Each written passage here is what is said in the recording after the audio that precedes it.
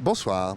Alors, à l'heure où l'on trouve de l'information un peu partout, y compris là où l'on n'en cherche pas forcément, il semble essentiel de recentrer les débats sur cette question. Comment s'informer ou plutôt comment bien s'informer en 2024?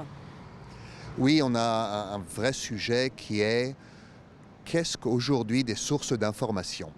Et pour un pourcentage étonnamment élevé de personnes, de tout âge, pas seulement les jeunes, s'informer, ce n'est pas forcément ce qui était les bases de l'information solide il y a quelques années encore. Donc la presse écrite, la radio et les chaînes de télévision. Alors qu'est-ce que s'informer? Très souvent, c'est une sorte de chambre à écho formée par nos réseaux sociaux, donc nos amis ou des gens avec lesquels nous avons des affinités. Et donc nous avons des informations qui nous plaisent ou bien qui nous mettent en colère. Ça dépend du réseau social. Ce n'est pas ce que j'appellerais de l'information. Alors, justement, par rapport aux réseaux sociaux, les fake news ont pris un essor terrible. Quelles solutions avons-nous face à ce fléau pour les contrer, ces fake news? Nous en avons de deux sortes. D'abord ad hoc, c'est-à-dire quand il y a une fake news, par exemple le journal Libération a fondé en fait le fact-checking avec un service qui s'appelle Check News, mais tous les médias presque en ont. Et donc il faut directement dire non, cette vidéo n'a pas été tournée au tremblement de terre turquie. Non, c'est faux, ce n'est pas ce soldat-là, ce n'est pas ce que vous avez vu. Et on reprend la source de la vidéo, la source de la fake et on la démontre. Mais dans une démarche plutôt stratégique, il va falloir tout simplement ajouter la véracité des informations au programme d'éducation nationale. Il faut à l'école déjà et certainement au lycée enseigner des petits trucs et des grands trucs, comment déceler des fausses informations. Ça va devenir extrêmement important. On parle beaucoup, c'est vrai, de la jeunesse. Je pense à une partie de cette jeunesse qui n'a pas ou plus vraiment l'envie de s'informer. Comment aussi, de votre côté, à l'échelle de la population, redonner un petit peu le goût de l'information à cette jeunesse? Nous avons tous envie de nous informer sur des choses qui nous passionnent. Ça ne change pas et ça ne changera jamais. Et donc, si la jeunesse est intéressée par de nouveaux mangas, il faut déjà commencer à s'informer sur ce qui sort en manga. Et après, si ça commence à devenir l'écologie, par exemple, qui est une thématique extrêmement importante pour nos jeunes lecteurs, plus importante que la politique, plus importante que les guerres, il faut leur donner le goût de l'information en écologie, donc les nouvelles recherches, les nouvelles décisions. Et petit à petit, ils recevront par ce biais des informations d'autres thématiques et d'autres sujets. Je crois que la passion nous gouverne.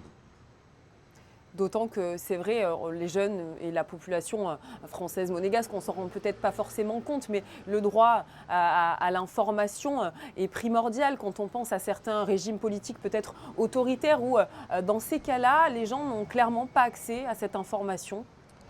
Ils ont au contraire le droit et le devoir d'une seule information, celle du pouvoir en place. Et je pense que plus tôt on comprend la chance que nous avons de vivre dans des États démocratiques et plutôt on commencera à apprécier l'information libre, même si elle nous met en colère quelquefois. Alors c'est vrai qu'en France et plus généralement en Europe, certains déclarent aussi avoir perdu confiance vis-à-vis de certains organes d'information. Qu'est-ce que vous en pensez, vous qui êtes au cœur de la machine médiatique? Beaucoup d'institutions ont perdu de leur autorité et la confiance dans les politiques, par exemple, a chuté énormément, bien plus que la confiance en des journalistes, mais aussi la confiance en la science. Ce que disent les médecins est moins considéré aujourd'hui que ce qu'il y a 20 ans ou 30 ans. Et donc nous devons plutôt adresser la question de qu'est-ce qui est vrai, qu'est-ce qui est faux, qu'est-ce qu'une autorité scientifique et qu'est-ce que le besoin d'informer et le devoir d'informer. Et là, encore une fois, il faut reprendre les bases parce que je crois que dans un certain moment, euh, il est possible que les réseaux sociaux nous ont influencés aussi là-dessus. À dire non, non, les médecins disent n'importe quoi. Le Covid étant passé par là, ce message est malheureusement passé chez beaucoup.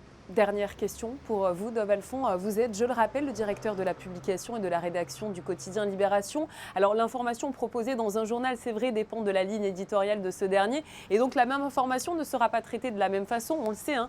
Dans votre journal ou par exemple dans le Figaro, doit-on, selon vous, multiplier les lectures de journaux pour avoir toutes les clés de cette fameuse information ? Ben, c'est ce qu'on fait dans beaucoup de journaux, dans beaucoup de pays, comme par exemple en Norvège. Chaque Norvégien lit en moyenne 3,2 journaux, alors qu'en France, on reste au-dessous de 1. Je pense que là, donc, il vaut mieux que chaque journal comprenne qu'il est là pour informer, pour cadrer, pour analyser.